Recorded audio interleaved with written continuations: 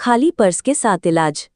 Babylon बहुत ही समृद्ध शहर था। इतने युगों बाद भी ये दुनिया के सबसे समृद्ध शहर के रूप में मशहूर है, जिसका खजाना हमेशा भरा रहता था। परंतु हमेशा से ऐसा नहीं था। बेबीलोन की अमीरी का कारण ये था कि इसके नागरिक बुद्धिमान थे। उन्होंने अमीर बनने का फॉर्मूला सीख लिया था। जब सम्राट सारगन अपने शत्रुओं को पराजित करने के बाद बेबीलोन लौटे तो उन्हें एक गंभीर स्थिति का सामना करना पड़ा। उनके वजीर ने उन्हें बताया, महामहिम ने सिंचाई के लिए बड़ी नहरें और पूजा अर्चना के लिए ऊंचे मंदिर बनवाए, जिस वजह से प्रजाजन कई साल तक समृद्ध रहे। परंतु अब ये काम पूरे हो गए हैं, इसलिए ज्यादातर नागरिक अपनी गुजर बसर नहीं कर पा रहे हैं। मजदूर बेरोजगार हैं। व्यापारियों की ग्राहकी बहुत कम हो गई है। किसानों की फसल नहीं बिक रही है। लोगों के पास सामान खरीदने के लिए पर्याप्त धन नहीं है। राजा ने पूछा, हमने नहर और मंदिर बनवाने में इतना सारा धन खर्च किया था, आखिर वो धन गया कहाँ? वजीर ने कहा, महाराज, वो धन हमारे शहर के मुट्ठी भर अमीर लोगों के पास चला गया है। वो धन हमारे अधिकांश नागरिकों की उंगलियों में से उसी तरह फिसल गया जिस तरह बकरी का दूध छलनी में से फिसल जाता है। चूंकि अब धन की नदियां बहना बंद हो गई हैं, इसलिए ज्यादातर लोगों की आमदनी भी खत्म हो गई है। सम्राट कुछ समय तक सोचते रहे। फिर उन्होंने पूछा, इतना सारा धन मुट्ठी भर लोगों के पास कैसे चला गया? वजीर ने जवाब दिया, क्योंकि वे इसका तरीका जानते थे। हम सफल लोगों की इस कारण निंदा नहीं कर सकते, क्योंकि वे सफल होने का तरीका जानते हैं। इसके अलावा ये भी उचित नहीं होगा कि वैध रूप से कमाए धन को जबरदस्ती छीनकर कम योग्य व्यक्तियों में बांट दिया जाए। सम्राट ने पूछा, सब लोग ये क्यों नहीं सीखते कि धन इकट्ठा कैसे किया जाता है ताकि मेरे शहर का हर आदमी अमीर बन जाए? क्या ये संभव नहीं है? बिल्कुल संभव है महाराज, परंतु उन्हें सिखाएगा कौन? पुरोहित और पुजारी तो निश्चित रूप से ऐसा नहीं कर सकते, क्योंकि उन्हें धन कमाने के बारे में रत्ती भर भी ज्ञान नहीं है। सम्राट ने पूछा, वजीर, दौलतमंद बनने का तरीका हमारे शहर में सबसे अच्छी तरह कौन जानता है? आपके सवाल में ही जवाब छिपा है महाराज। बेबीलोन में सबसे ज्यादा दौलत किसके पास है? मेरे काबिल वजीर, तुमने बहुत अच्छी बात कही है। अरकाद के सिवा और कौन हो सकता है? वो बेबीलोन का सबसे अमीर आदमी है। उसे कल मेरे सामने पेश करो। अगले दिन सम्राट के आदेश के अनुसार अरकाद उनके सामने उपस्थित हुआ। हालांकि उसकी उम्र 70 वर्ष की हो चुकी थी, परंतु वो अब भी चुस्त और फुर्तीला था। सम्राट ने कहा, अरकाद, क्या ये सच है कि तुम बेबीलोन के सबसे अमीर आदमी हो? लोग ऐसा कहते हैं महामहिम, और कोई भी इसका विरोध नहीं करता है। तुम इतने दौलतमंद कैसे बने? उन अवसरों का लाभ लेकर जो हमारे श्रेष्ठ शहर के सभी नागरिकों के लिए उपलब्ध हैं। तुम्हारे पास शुरू में तो कुछ नहीं था, सिर्फ दौलत कमाने की प्रबल इच्छा थी, इसके अलावा और कुछ नहीं था। सम्राट ने आगे कहा, अरकाद, हमारे शहर की स्थिति बहुत गंभीर है। सिर्फ मुट्ठी भर लोग ही दौलत कमाने का तरीका जानते हैं, इसलिए धन पर उनका एकाधिकार हो गया है, जबकि हमारे अधिकांश नागरिक ये नहीं जानते हैं कि वो अपनी आमदनी में से बचत करके दौलतमंद कैसे बन सकते हैं। मैं चाहता हूं कि बेबीलोन दुनिया का सबसे अमीर शहर बन जाए, इसलिए इसमें बहुत से दौलतमंद लोग होना चाहिए। इसके लिए हमें सब लोगों को ये सिखाना होगा कि अमीर कैसे बना जाता है। मुझे बताओ अरकाद, क्या दौलतमंद बनने का कोई रहस्य या फॉर्मूला है? क्या इसे सिखाया जा सकता है? महामहिम, जो एक व्यक्ति जानता है उसे दूसरों को भी सिखाया जा सकता है। सम्राट की आंखों में चमक आ गई। अरकाद, तुमने वही शब्द बोल दिए जो मैं सुनना चाहता था। क्या तुम इस महान काम में अपना सहयोग दोगे?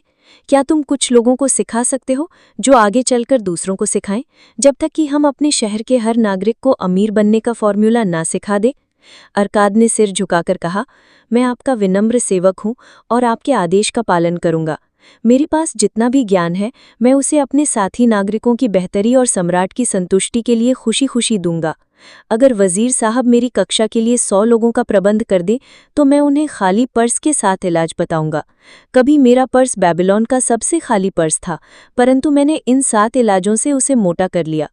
15 दिन बाद सम्राट के हुक्म से 100 लोग शिक्षण मंदिर के बड़े हॉल में एकत्रित हुए। वे अर्धवृत्त के आकार में बैठे थे। अरकाद एक छोटे चबूतरे के पास बैठा था, जहां पवित्र दीपक जल रहा था, जिसमें से एक अजीब और अच्छी खुशबू आ रही थी। जब अरकाद उठा तो एक विद्यार्थी ने अपने पड़ोसी को कोहनी मारते हुए कहा, बेबीलोन के सबसे अमीर आदमी को देखो, परंतु वो भी हम लोगों की तरह ही इंसान है। अरकाद ने बोलना शुरू किया। हमारी महान सम्राट के आज्ञाकारी सेवक के रूप में मैं आपके सामने खड़ा हूँ। चूंकि मैं भी कभी धन की प्रबल इच्छा रखने वाला गरीब युवक था और चूंकि मैंने अपने ज्ञान की बदौलत प्रचुर दौलत हासिल की है, इसलिए सम्राट चाहते हैं कि मैं आपको वो ज्ञान प्रदान करूं ताकि आप भी दौलतमंद बन सकें। मेरी जीवन यात्रा बहुत गरीबी में शुरू हुई थी। मेरे पास ऐसा कोई लाभ नहीं था जो आपके या बेबीलोन के बाकी नागरिकों के पास ना हो। उस समय मेरे पास एक बहुत पुराना पर्स था। वो हमेशा खाली रहता था और मुझे इस बात से बहुत चिढ़ होती थी। मैं चाहता था कि मेरा पर्स मोटा रहे और इसमें सोने के सिक्के खनखनाते रहें। इसलिए मैं खाली पर्स के इलाज खोजने में जुट गया। मुझे कुल 7 इलाज मिले। आज मैं आप लोगों को खाली पर्स के 7 इलाज बताऊंगा जो लोग बहुत दौलतमंद बनना चाहते हैं। मैं उन्हें सलाह देता हूं कि वे इन इलाजों पर अमल करें। 7 दिनों तक हर दिन मैं आपको खाली पर्स के 7 इलाजों में से एक इलाज बताऊंगा। मेरी बातों को ध्यान से सुनें, मेरे साथ बहस करें, आपस में चर्चा करें। ये सबक अच्छी तरह से सीख लें ताकि आप भी अपने पर्स में दौलत का बीज बो सकें। सबसे पहले तो आपको इस ज्ञान से लाभ उठाकर दौलतमंद बनना होगा। इसके बाद ही आप इस काबिल बनेंगे कि आप ये सबक दूसरों को सिखा सकें। मैं आपको पर्स मोटा करने के आसान तरीके सिखाऊंगा। ये दौलत के मंदिर की पहली सीढ़ी है। कोई भी आदमी बाकी सीढ़ियां तब तक नहीं चढ़ सकता जब तक वो इस पहली सीढ़ी पर दृढ़ता से अपने कदम न रख ले। अब हम पहले इलाज पर विचार करते हैं। पहला इलाज, अपने पर्स को मोटा करना शुरू करें। अरकाद में दूसरी पंक्ति में बैठे एक विचारमग्न व्यक्ति से पूछा, मेरे प्रिय मित्र, आप क्या करते हैं? उस आदमी ने जवाब दिया, मैं एक नकल नवीज हूं और मृदा पत्रों पर रिकॉर्ड लिखता हूं। मैंने भी यहीं से शुरुआत की थी, इसलिए आपके पास भी दौलतमंद बनने का उतना ही अवसर है जितना मेरे पास था। फिर अरकाद ने पीछे की तरफ बैठे एक लाल चेहरे वाले आदमी से पूछा, आप अपनी आजीविका कैसे कमाते हैं? उस आदमी ने जवाब दिया, मैं मांस बेचता हूं। मैं किसानों से बकरियां खरीदकर उन्हें ज़िबा करता हूं और फिर उनका मांस गृहिणियों को तथा उनकी खाल जूते बनाने वालों को बेचता हूं। चूंकि आप भी मेहनत करके कमाते हैं, इसलिए आपके पास भी सफल होने का उतना ही अवसर है जितना मेरे पास था। इस तरह अरकाद ने यह पता लगाया कि हर आदमी कौन सा काम करके अपनी आजीविका कमाता है। सब लोगों से सवाल पूछने के बाद उसने कहा, अब मेरे विद्यार्थियों, आप देख सकते हैं कि ऐसे बहुत से काम और श्रम होते हैं जिनसे इंसान धन कमा सकता है। कमाई का हर तरीका धन की नदी की तरह है। काम करने वाला अपनी मेहनत से उस नदी का रुख अपने पर्स की तरफ मोड़ लेता है। इसलिए आपके पर्स में आपकी योग्यता के अनुसार धन की छोटी या बड़ी धारा बहती है। क्या ये सच नहीं है? सब लोगों ने कहा कि ये सच है। अरकाद ने कहा, अगर आप दौलतमंद बनना चाहते हैं तो क्या ये समझदारीपूर्ण नहीं है कि आप दौलत के उस स्रोत का उपयोग करना शुरू करें जिसे आपने पहले से ही स्थापित कर रखा है? इस पर भी वे सहमत हो गए। फिर अरकाद अंडों के गरीब व्यापारी की ओर मुड़ा। अरकाद ने उसे पूछा, अगर आप किसी डलिया में हर सुबह 10 अंडे रखें और हर शाम को उसमें से 9 अंडे निकालें तो कुछ समय बाद क्या होगा? कुछ समय बाद वो डलिया पूरी भर जाएगी। क्यों? क्योंकि मैं हर दिन उसमें जितने अंडे डालता हूं उससे 1 अंडा कम निकालता हूं। अरकाद मुस्कुराते हुए कक्षा की ओर मुड़ा। क्या आप में से किसी का पर्स खाली है? वे लोग पहले तो खिसियाकर हंसे, फिर उन्होंने मजाक में अपने खाली पर्स लहराकर अरकाद को दिखाए। अरकाद आगे बोला, ठीक है, अब मैं आपको खाली पर्स का पहला इलाज बताता हूं। आप वही करें जिसका सुझाव मैंने अंडे के व्यापारी को दिया था। अपने पर्स में डाले गए 10 सिक्कों में से सिर्फ 9 सिक्के बाहर निकालें। जब आप सिर्फ 90% आमदनी ही खर्च करेंगे तो जल्द ही आपका पर्स मोटा होने लगेगा। पर्स भारी होने से आपको अच्छा लगेगा और आपके कलेजे को ठंडक पहुंचेगी। ये सबक बहुत साधारण लगता है, परंतु साधारण होने के कारण मेरी कही बात को हल्केपन से ना लें। सत्य हमेशा साधारण होता है। मैं आपको बताऊंगा कि मैंने दौलत कैसे इकट्ठी की। मैंने भी इसी तरह से शुरुआत की थी। पहले मेरा पर्स भी हमेशा खाली रहता था और मैं इसे कोसता था क्योंकि इसमें मेरी इच्छाओं को संतुष्ट करने के लिए धन नहीं रहता था। लेकिन जब मैंने अपने पर्स में 10 सिक्के डालकर सिर्फ 9 सिक्के बाहर निकालना शुरू किया तो ये भारी होने लगा। इस उपाय पर चलने से आपका पर्स भी भारी हो जाएगा। अब मैं आपको एक विचित्र सत्य बताता हूं जिसका कारण मैं नहीं जानता हूं। जब मैंने खर्च के लिए सिर्फ 90% आमदनी रखी, तब भी मेरा खर्च उतनी ही अच्छी तरह से चलता रहा। मैं पहले जितनी कड़की में रहता था लगभग उतनी ही कड़की में रहा। इसके अलावा कुछ समय बाद धन मेरे पास पहले से ज़्यादा आसानी से आने लगा। निश्चित रूप से ये देवताओं का नियम है कि जो व्यक्ति अपनी आमदनी का एक निश्चित हिस्सा बचाकर रखता है और उसे खर्च नहीं करता है, उसके पास धन ज़्यादा आसानी से आता है। इसी तरह ये भी सत्य है कि धन खाली पर्स वाले पर मेहरबान नहीं होता है। आप किस चीज़ को पाने के ज़्यादा इच्छुक हैं? क्या आपके लिए रोज़मर्रा की तात्कालिक इच्छाओं की संतुष्टि ज़्यादा महत्वपूर्ण है?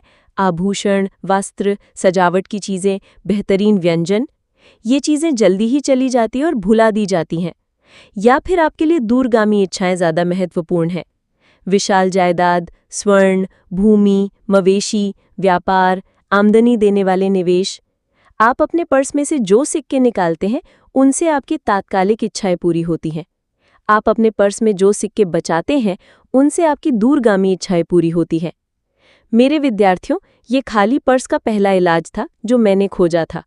मैं पर्स में 10 सिक्के डालता था और उनमें से सिर्फ 9 सिक्के खर्च करता था। आप लोग इस पर आपस में चर्चा करें और अगर किसी को इसमें कोई गड़बड़ नजर आए तो वो मुझे कल बता दे। दूसरा इलाज, खर्च को नियंत्रित करें। अरकाद ने दूसरे दिन अपने विद्यार्थियों को संबोधित करते हुए कहा, आप में से कुछ लोगों ने मुझसे ये पूछा है, जब कोई अपनी पूरी आमदनी में अपना खर्च नहीं चला पाता है तो वो अपने पर्स में डाले गए 10 सिक्कों में से एक सिक्का कैसे बचा सकता है। कल आप में से कितनों के पर्स खाली थे? सबने जवाब दिया, हम सबके। परंतु आपकी आमदनी समान नहीं है। कुछ लोग दूसरों से ज्यादा कमाते हैं, कुछ का परिवार ज्यादा बड़ा है, इसलिए उनका पालन पोषण करने में वो ज्यादा खर्च करते हैं। परंतु आमदनी और खर्च अलग अलग होने के बावजूद आप सबके पर्स एक जैसे यानी खाली थे। अब मैं आपको इंसानों के बारे में एक असामान्य सच्चाई बताऊंगा। वो सच्चाई ये है कि हमारे आवश्यक खर्च हमेशा हमारी आमदनी के अनुपात में बढ़ते रहेंगे, जब तक कि हम इन्हें रोकने की कोशिश न करें। आवश्यक खर्च और अपनी इच्छाओं के बीच के फर्क को नज़रअंदाज न करें।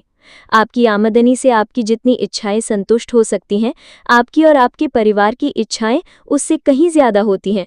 उन इच्छाओं की संतुष्टि के लिए आमदनी कम पड़ जाती है और बहुत सी इच्छाएं ऐसी रह जाती हैं जो संतुष्ट नहीं हो पाती। सभी लोगों के पास उससे ज़्यादा इच्छाएं होती हैं जितनी वे संतुष्ट कर सकते हैं। आप सोचते होंगे कि मैं अपनी दौलत के कारण अपनी हर इच्छा पूरी कर सकता हूँ। ये सही नहीं है। मेरे समय की सीमा है, मेरी शक्ति की सीमा है, मैं जितनी यात्रा कर सकता हूँ उसकी दूरी की सीमा है, मैं जो खा सकता हूँ उसकी भी सीमा है, मैं जितने उत्साह से आनंद ले सकता हूँ उसकी भी सीमा है। किसान खेत में जहाँ भी खाली जगह छोड़ता है वहाँ पर खरपतवार उगाती है। उसी तरह जहाँ भी इच्छाओं के संतुष्ट होने की संभावना होती है वहाँ इंसानों के मन में इच्छाएं पैदा हो जाती हैं।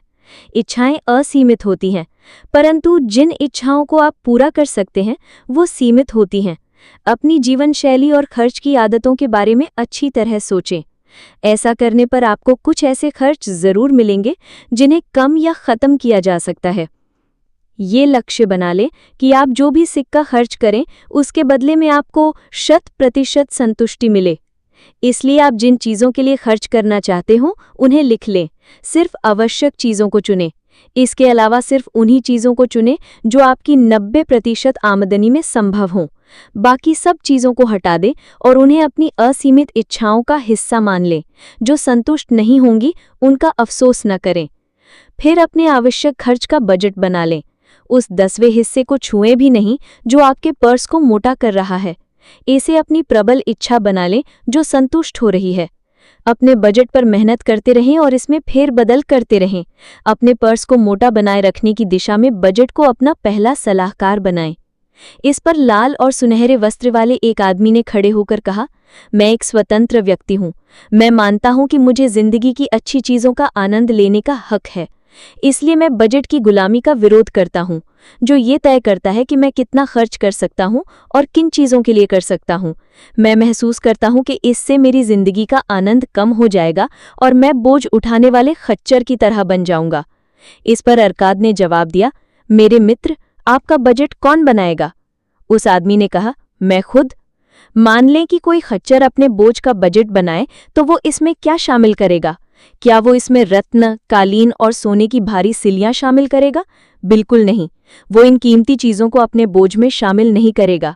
इसके बजाय वो उस बोझ में घास, अनाज और रेगिस्तान के लिए पानी की मशक रखेगा। बजट का उद्देश्य यह है कि आपका पर्स मोटा बना रहे। बजट आपकी आवश्यकताओं को संतुष्ट करने में आपकी मदद करता है। आवश्यकताओं के अलावा ये आपकी कुछ इच्छाओं को पूरा करने में भी आपकी मदद करता है। बजट के द्वारा आप साधारण इच्छाओं से अपनी सबसे प्रबल इच्छाओं की रक्षा करते हैं ताकि वे पूरी हो सकें। आपका बजट अंधेरी गुफा में चमकती मशाल की तरह आपको दिखाता है कि आपके पर्स में कहाँ छेद हो रहे हैं। ये आपके उन छेदों को सिलने में मदद करता है। बजट आपके खर्च को इस तरह से नियंत्रित करता है कि आप सिर्फ निश्चित और संतुष्टिदायक उद्देश्यों के लिए ही खर्च करें। खाली पर्स का ये दूसरा इलाज है। खर्च का बजट बना ले ताकि आपके पास अपनी आवश्यकताओं को पूरा करने के लिए पैसा रहे और आप 90% आमदनी में ही अपनी बाकी महत्वपूर्ण इच्छाओं का आनंद ले सकें और उन्हें संतुष्ट कर सकें।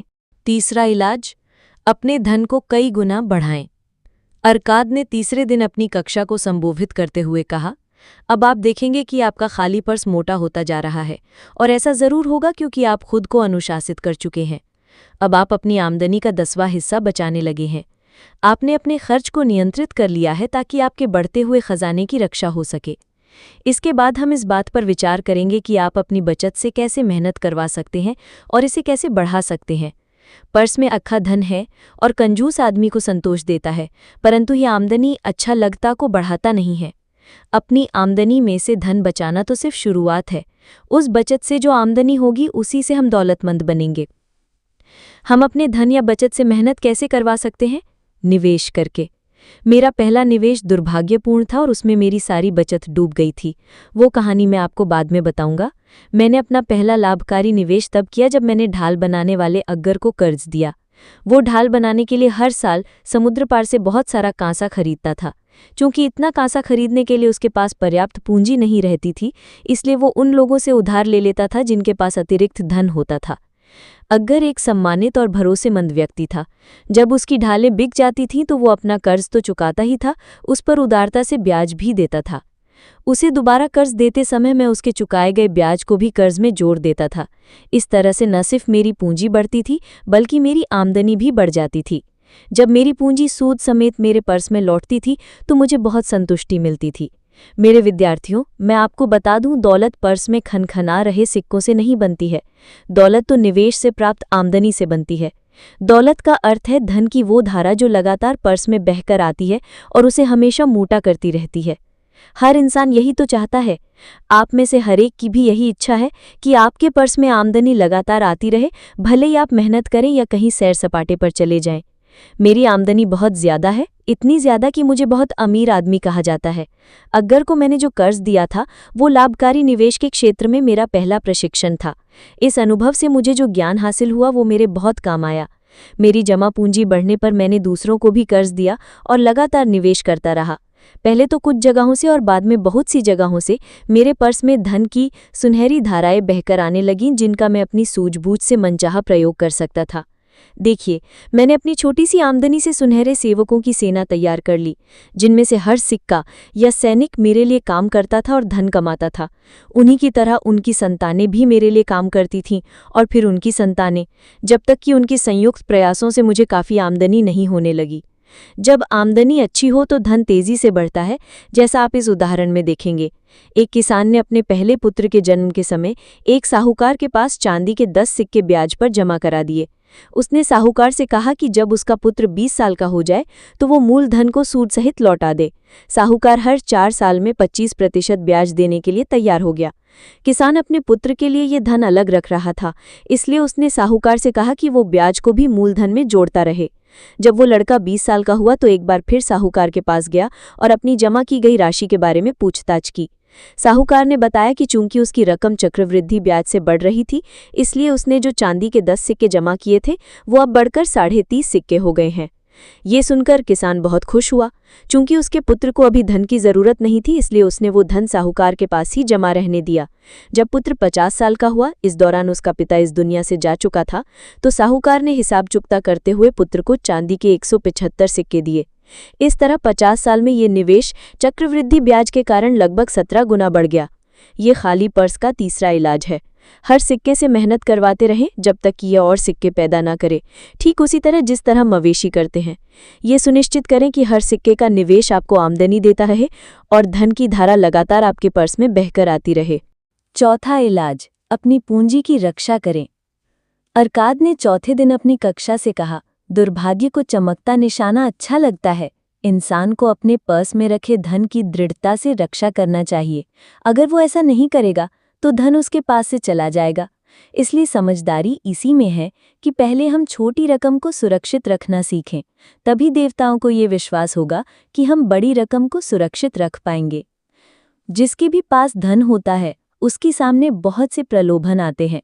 उसे कई ऐसे अवसर ललचाते हैं जब उसे लगता है कि वो बहुत अच्छी योजनाओं में निवेश करके बहुत लाभ कमा सकता है।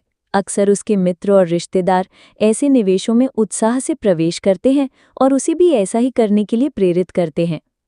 निवेश का पहला दमदार सिद्धांत है आपके मूलधन की सुरक्षा। अगर मूलधन के चले जाने का खतरा हो तो क्या ज्यादा कमाई के लालच में पड़ना समझदारी है?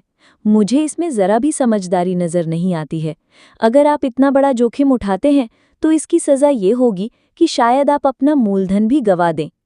अपनी जमा पूंजी का निवेश करने से पहले सावधानी से जांच पड़ताल करें। पहले पूरी तरह आश्वस्त हो जाएं कि आपकी पूंजी सुरक्षित लौट आएगी। फटाफट अमीर बनने की हवाई इच्छाओं से गलत दिशा में न चले जाएं। किसी व्यक्ति को कर्ज देने से पहले आपको ये यकीन कर लेना चाहिए कि उसमें कर्ज चुकाने की सामर्थ्य है। ये भी देख लें कि कर्ज चुकाने के बारे में उसकी प्रतिष्ठा कैसी है, ताकि कहीं अनजाने में आप उसे अपनी मेहनत की कमाई तोहफे में ना दे रहे हों। किसी भी क्षेत्र में निवेश करने से पहले अपने मूलधन पर मंडराने वाले खतरों के बारे में जान लें। मेरा पहला निवेश दुर्भाग्यपूर्ण और दुखद था। 1 साल तक मैंने मेहनत से जो पैसा बचाया था उसे मैंने अजमार नामक ईंट बनाने वाले को दे दिया था, जो दूर देशों की यात्रा पर जा रहा था। वो इस बात के लिए तैयार हो गया कि वो टायर से मेरे लिए फिनिशियंस के दुर्लभ रत्न खरीद लाएगा।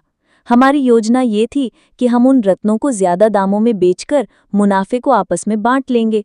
फिनिशियंस बदमाश थे और उन्होंने अजमार को रत्नों के बजाय कांच के टुकड़े पकड़ा दिए। मेरी पूरी जमा पूंजी चली गई थी। आज मेरे पास इतना ज्ञान आ चुका है कि मैं तत्काल समझ लूंगा कि रत्न खरीदने के लिए ईंट बनाने वाले पर भरोसा करना मूर्खता है। मैं अपने अनुभवों की समझदारी से आपको ये सलाह देना चाहता हूँ कि अति आत्मविश्वास में आकर अपनी पूंजी का ऐसी जगह निवेश ना करें जहां उसके डूबने का खतरा हो। बेहतर ये है कि आप धन के प्रबंधन में अनुभवी लोगों की समझदारी भरी सलाह लें। इस तरह की सलाह मांगने पर मुफ्त मिल जाती है। हो सकता है ये सलाह उतनी ही मूल्यवान साबित हो जितनी रकम का आप निवेश करने जा रहे हैं। सच तो ये है कि अगर ये सलाह आपकी पूंजी को डूबने से बचाती है तो ये आपकी पूंजी जितनी ही मूल्यवान होती है। ये खाली पर्स का चौथा इलाज है। ये इलाज बहुत महत्वपूर्ण है क्योंकि पर्स के भर जाने के बाद ये इसे खाली होने से बचाता है। जिस पूंजी को आपने पिछले नियम का पालन करते हुए जमा किया है उसे नुकसान से बचाएं। सिर्फ वहीं निवेश करें जहां आपका मूलधन सुरक्षित रहे, जहां आप जब चाहें इसे दोबारा वापस पा सकें और जहां आपको उचित ब्याज लगातार मिलता रहे। बुद्धिमान लोगों से सलाह लें। धन के लाभकारी प्रबंधन में अनुभवी लोगों से सलाह लें। असुरक्षित निवेशों से अपने धन की बुद्धिमत्तापूर्वक रक्षा करें। 5वां इलाज, अपने घर को लाभकारी निवेश बनाएं। अरकाद ने अपनी कक्षा को 5वां सबक सिखाते हुए कहा कि इंसान अपनी कमाई का 10वां हिस्सा इसलिए अलग रखता है ताकि वो भविष्य में जीवन का आनंद ले सके। बहरहाल, अगर वो अपनी आमदनी के बचे हुए 9 हिस्सों में से भी कुछ बचा सके और उसका लाभकारी निवेश कर सके तो उसका खजाना ज्यादा तेजी से बढ़ेगा। बेबीलोन के बहुत से लोग अपने परिवारों के साथ किराए के मकानों में रहते हैं। हालांकि उनके आसपास का माहौल अच्छा नहीं रहता है। वे हर महीने किराए के रूप में मकान मालिक को बहुत सा धन देते हैं। अक्सर उनके मकानों में बाग बगीचे के लिए जगह नहीं होती है। उनकी पत्नियां पेड़ पौधे नहीं लगा पाती हैं जिनसे हर औरत को खुशी मिलती है। उन मकानों में बच्चों के खेलने के लिए कोई जगह नहीं होती है, इसलिए वे गंदी गलियों में खेलते रहते हैं। किसी भी व्यक्ति का परिवार तब तक जिंदगी का पूरा आनंद नहीं ले सकता जब तक कि उसके मकान में इतनी जगह ना हो कि उसके बच्चे साफ सुथरी धरती पर खेल सके और उसकी पत्नी ना सिर्फ सुंदर फूल उगा सके बल्कि परिवार को खिलाने के लिए अच्छी सब्जियां भी उगा सके। अपने पेड़ों की अंजीर और अंगूर खाकर हर इंसान खुश होता है।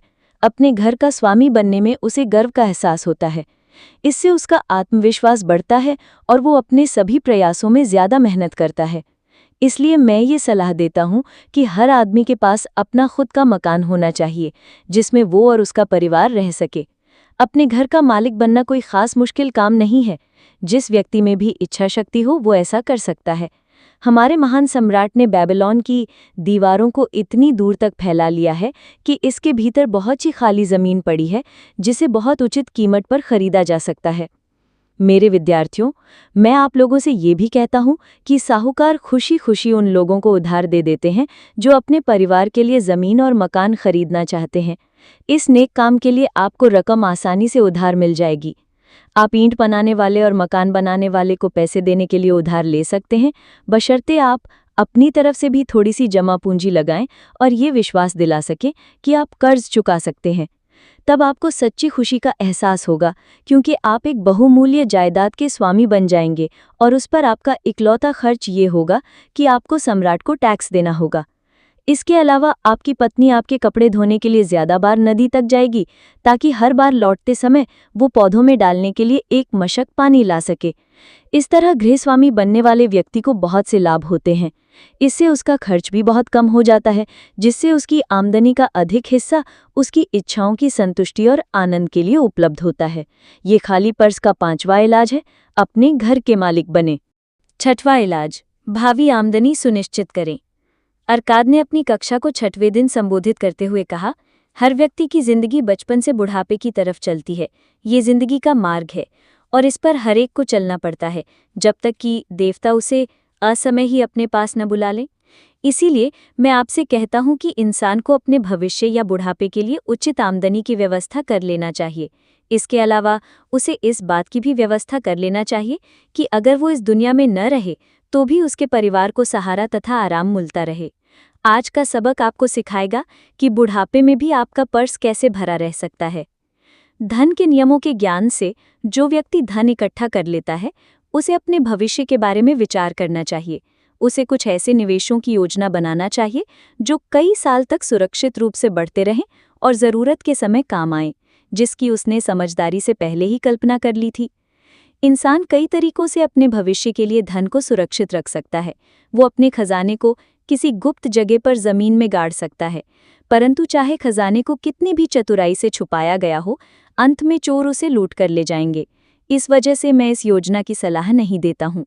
भविष्य के लिए धन सुरक्षित रखने के उद्देश्य से इंसान घर या जमीन खरीद सकता है।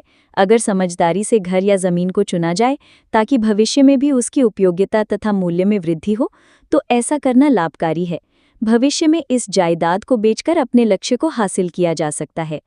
इसके अलावा इंसान नियमित रूप से साहूकार के पास छोटी छोटी राशियां जमा करके अपने धन को बढ़ा सकता है। साहूकार द्वारा दिया जाने वाला ब्याज जब मूलधन में जुड़ जाएगा तो धनराशि बहुत बढ़ जाएगी। मैं अनसान नाम के मोची को जानता हूँ। कुछ समय पहले उसने मुझे बताया था कि 8 साल से हर सप्ताह वो साहूकार के पास चांदी के 2 सिक्के जमा कर रहा है। साहूकार ने उसे हाल ही में उसका हिसाब बताया, जिसे सुनकर वो बहुत खुश हुआ।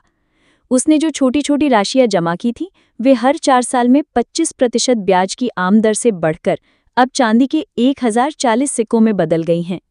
मैंने खुश होकर उसे आगे भी बचत करने के लिए प्रोत्साहित किया। अपने अंकों के ज्ञान से मैंने उसे बताया कि अगर वो 12 साल तक हर हफ्ते चांदी के 2 सिक्के जमा करता रहेगा तो साहूकार उसे चांदी के 4000 सिक्के देगा और इतनी रकम उसकी पूरी जिंदगी के खर्च के लिए पर्याप्त होगी। जब नियमित रूप से जमा करने पर छोटी राशि इतने लाभकारी परिणाम देती है, तो किसी व्यक्ति का व्यवसाय या निवेश कितना ही समृद्ध हो, उसे ये व्यवस्था कर लेना चाहिए कि उसके बुढ़ापे और परिवार की रक्षा के लिए पर्याप्त दौलत हो। मेरी इच्छा होती है कि मैं इसके बारे में और भी कुछ कहूँ। मेरा ये विश्वास है कि किसी दिन समझदारी से सोचने वाले लोग मौत के खिलाफ परिवार को सुरक्षित रखने की योजना बनाएंगे। इस योजना में बहुत से लोग नियमित रूप से छोटी सी राशि जमा करेंगे और उस जमा राशि से एक अच्छी रकम मृत सदस्य के परिवार को दी जाएगी। मैं चाहता हूं कि ऐसा हो और मैं ऐसा करने की प्रबल सलाह देता हूं, परंतु आज ये संभव नहीं है क्योंकि ये काम किसी इंसान या पार्टनरशिप की जिंदगी तक सीमित है। इस तरह की योजना को सम्राट के सिंहासन की तरह स्थिर होना चाहिए। मुझे लगता है कि किसी दिन इस तरह की योजना बनेगी और ये बहुत से लोगों के लिए वरदान साबित होगी, क्योंकि सिर्फ पहले छोटे भुगतान के बाद ही व्यक्ति के मर जाने पर उसके परिवार के लिए दौलत की व्यवस्था हो जाएगी। परंतु चूंकि हमारे समय में इस तरह की योजना नहीं है और हमारे जीवन काल में ऐसी योजना होगी भी नहीं, इसलिए हमें अपने संसाधनों का लाभ उठाकर अपने लक्ष्य को हासिल करने के दूसरे तरीके खोजने चाहिए। इसी वजह से मैं सब लोगों को सुझाव देता हूं कि वे अच्छी तरह सोचकर समझदारीपूर्ण तरीकों से अपने बुढ़ापे के लिए धन की व्यवस्था कर लें, क्योंकि जब कोई आदमी कमा ना सके या परिवार का मुखिया चला जाए तो खाली पर्स बहुत दुख का कारण बन जाता है। तो खाली पर्स का छठवां इलाज ये है, अपने बुढ़ापे और अपने परिवार की रक्षा के लिए पहले से ही व्यवस्था कर लें। 7वां इलाज, अपनी आमदनी की क्षमता बढ़ाएं। अरकाद ने 7वें दिन अपनी कक्षा को संबोधित करते हुए कहा, मेरे विद्यार्थियों, आज मैं आपको खाली पर्स का एक सटीक उपचार बताने जा रहा हूं। परंतु आज मैं धन के बारे में नहीं, बल्कि आपके बारे में बातें करूंगा, जो अलग अलग रंगों के कपड़ों में मेरे सामने बैठे हैं। मैं इंसान के दिमाग और जिंदगी की उन चीज़ों के बारे में बातें करूंगा जो उसकी सफलता के समर्थन या विरोध में काम करती हैं। कुछ समय पहले एक युवक मेरे पास उधार मांगने आया। जब मैंने उससे पूछा कि उसे इसकी ज़रूरत क्यों पड़ी, तो उसने जवाब दिया कि उसके खर्च उसकी आमदनी से ज़्यादा हैं। इस पर मैंने उससे कहा कि ऐसी स्थिति में कोई भी साहूकार उसे कर्ज नहीं देगा, जब तक कि उसके पास अतिरिक्त धन कमाने की क्षमता न हो, जिससे वो अपना कर्ज चुका सके। मैंने उससे कहा, तुम्हें अपनी आमदनी बढ़ाना चाहिए। कमाने की अपनी क्षमता को बढ़ाने के लिए तुमने क्या किया है? युवक ने कहा, मैंने वो सब किया है जो मैं कर सकता हूँ। 2 महीनों में 6 बार मैंने अपने मालिक के पास जाकर अपनी तनख्वाह बढ़ाने का आग्रह किया, परंतु मुझे सफलता नहीं मिली। कोई भी व्यक्ति इससे ज्यादा बार यह अनुरोध नहीं कर सकता। हम उसके भोलेपन पर हंस सकते हैं, परंतु उस युवक में आमदनी को बढ़ाने के लिए आवश्यक एक महत्वपूर्ण गुण था। उसमें ज्यादा कमाने की प्रबल इच्छा थी, जो बहुत उचित और सराहनीय है। उपलब्धि से पहले उसकी इच्छा होना चाहिए। आपकी इच्छाएं प्रबल और निश्चित होना चाहिए। सामान्य इच्छाएं सिर्फ कमजोर चाहत होती हैं। अगर किसी इंसान में सिर्फ अमीर बनने की चाहत है तो उससे कोई फायदा नहीं होगा। परंतु जिस व्यक्ति में 5 स्वर्ण मुद्राएं कमाने की इच्छा है, उसकी इच्छा निश्चित है और वो इसे पूरा कर सकता है।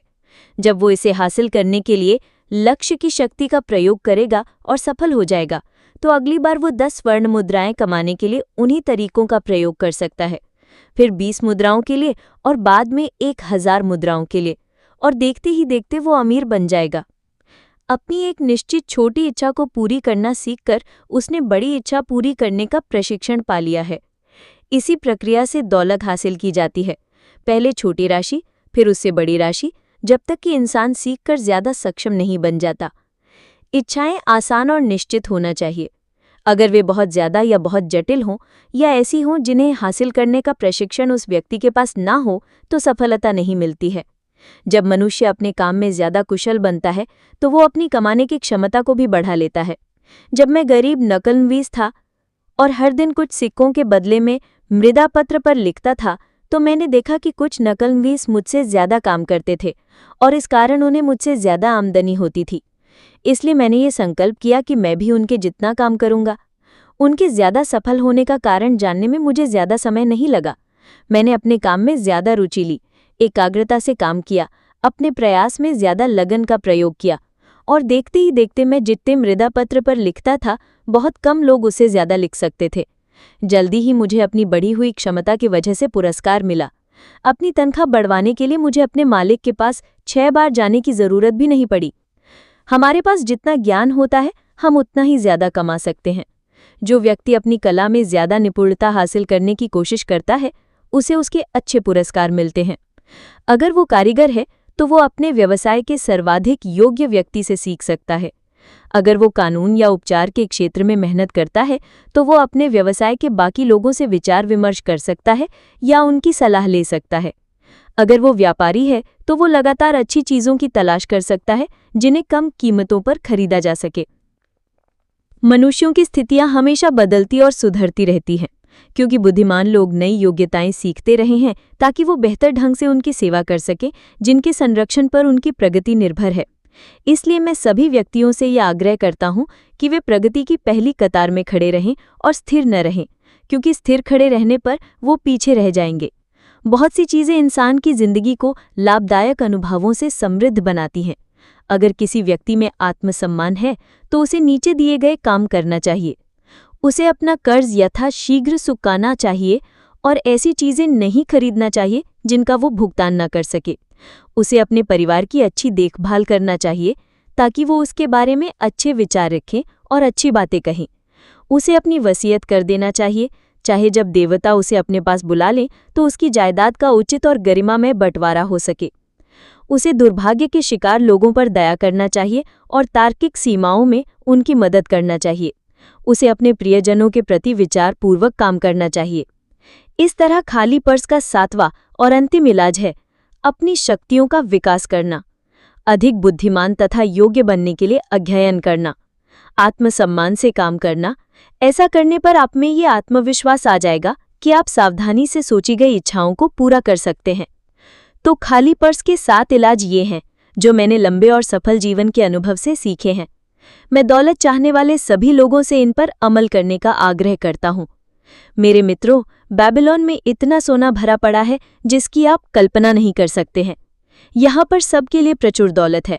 आगे बढ़ें और इन सच्चाइयों पर अमल करें ताकि आप समृद्ध और दौलतमंद बन सके, जो आपका अधिकार है।